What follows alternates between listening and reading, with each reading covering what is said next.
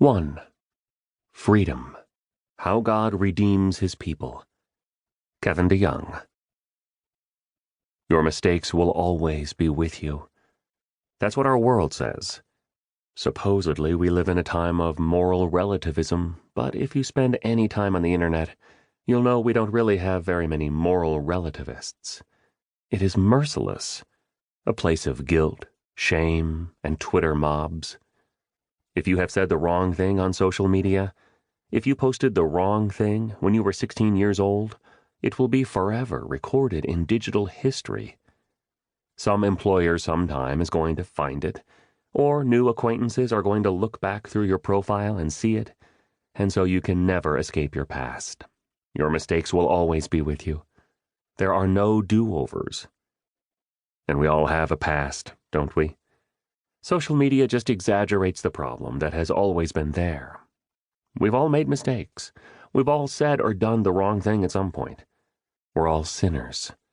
Imagine someone set up a big screen for all your friends and neighbors and invited them to watch your whole life, all you've looked at, all you've done, all you've said, all you've thought.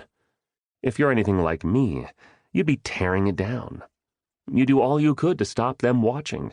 It doesn't matter how many things we've done that may seem impressive. None of us would want everything in our past displayed on a screen for all to see. But in 1 Corinthians chapter 5, verses 7 through 8, Paul tells his readers that they have had a new beginning. They are no longer like old bread, made with the leaven of malice and evil. Instead, they can be new and unleavened. They can put aside their past mistakes and look to an entirely new future. Why? Paul says that this new beginning takes place because Christ, our Passover lamb, has been sacrificed. Jesus has died on the cross to save us from our sins.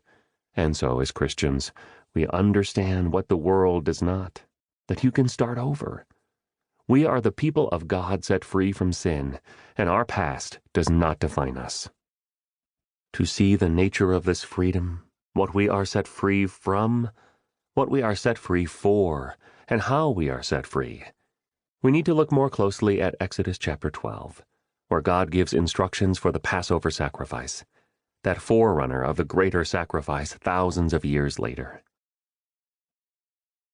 A new beginning. The Exodus was the supreme event in the history of the nation of Israel. It was the turning point. It was a new beginning. Here are God's first instructions. This month shall be for you the beginning of months. It shall be the first month of the year for you. Tell all the congregation of Israel that on the 10th day of this month, every man shall take a lamb according to their fathers' houses, a lamb for a household. And if the household is too small for a lamb, then he and his nearest neighbor shall take according to the number of persons. According to what each can eat, you shall make your count for the lamb. Exodus chapter 12, verses 2 through 4. The Israelites were a slave people, and so their time was not their own. But now God was marking out a new time. That is why he says, "This month shall be the beginning of months for you." They are starting a new calendar.